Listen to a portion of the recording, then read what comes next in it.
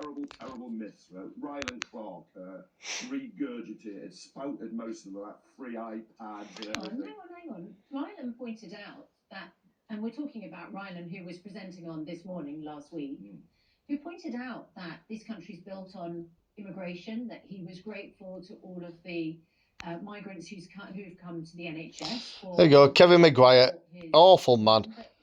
Accused everyone in the country of being racist if you don't agree with his opinions. He's ticking off telly, ticking off his little perch.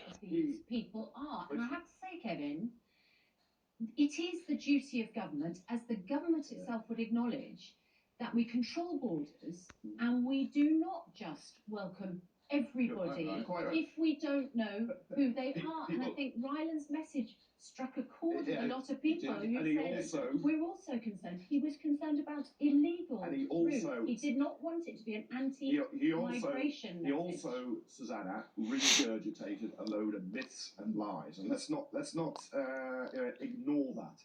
What were the myths and lies? See if he'll put some refugees up in his own house, or so-called asylum seekers, whatever.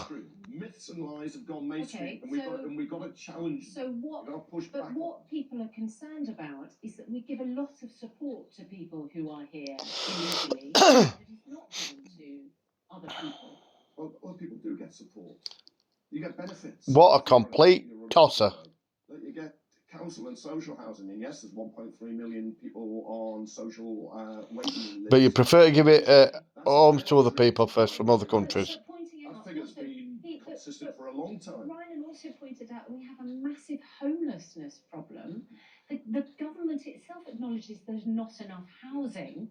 So I just think to just say that what Rylan said was outrageous, regurgitating propaganda with lies. I pointed out where he did. He spoke up for a very, very, very decent, silent majority. We're deeply concerned about the numbers coming in, and we don't know where these young men are from. No. We don't know what motives are in their heart either. And it's not racist to be concerned about that.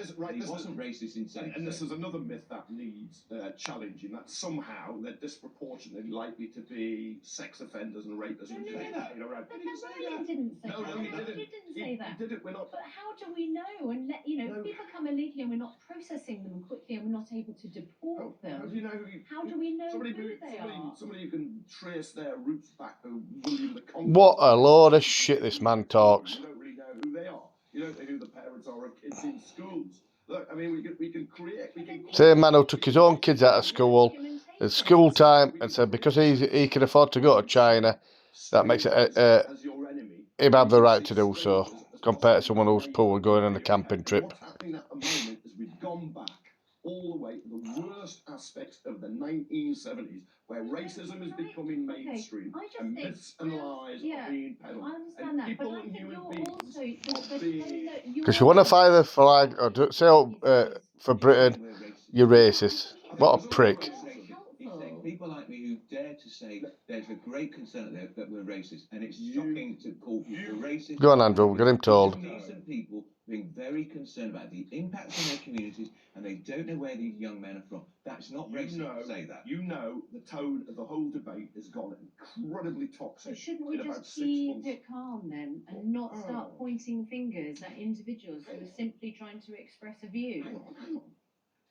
You're giving him a clean bill of health when he was fact-checked and showed to be absolutely wrong on a whole load of points. This is it. But you said one point, which is iPads. You don't believe that illegal immigrants are given free iPads? No, he gave it this idea that it was all El Dorado. And it's not El Dorado. No, I think that what he was trying to reflect... we can keep having this conversation. I think what he was trying to reflect was a view... Yeah, same as you're happy to keep bringing... What the inherited of Conservatives? What an arsehole. Otherwise, why did the Home Secretary introduce a measure yesterday about refugee families? The pull factor is people want to come here and start a new life. And the Mayor of Calais has said that Britain has to deal with the pull factor. So bollocks is keeping out of it. We are, and the guy hates the expression, Another waste of space. And that's why they're coming here. If people come here to work and have a new soft life, touch. and often they come here because we went there. Okay. So, I think we have to distinguish between people's legitimate concerns and worries. Yes. asylum seekers, the uncertainty it creates in communities, Absolutely. and also the fact that our borders don't seem to be able to be managed from those individuals, and we know who they are, who are using this to go back to an agenda which they've been on. I fought in the constituency I was in against the British National Party, and that kind of white-based racism is very dangerous and insidious, and you have to distinguish yourself from that if you're going to make the arguments which express people's legitimate concerns about not being able to control our border. And if you allied those things, that's when it becomes dangerous, and as Kevin said, that's when it becomes racist. Polling showed, unless it's changed dramatically over the last few months, about 1 in 10 people in Britain are out-and-out racists who want everybody of different colours and backgrounds kicked out of the country.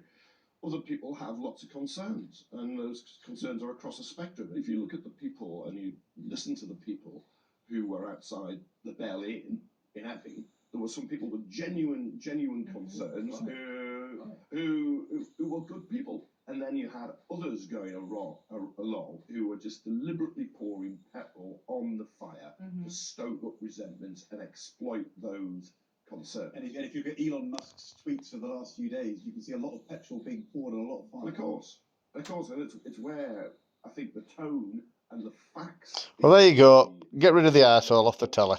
I also think people need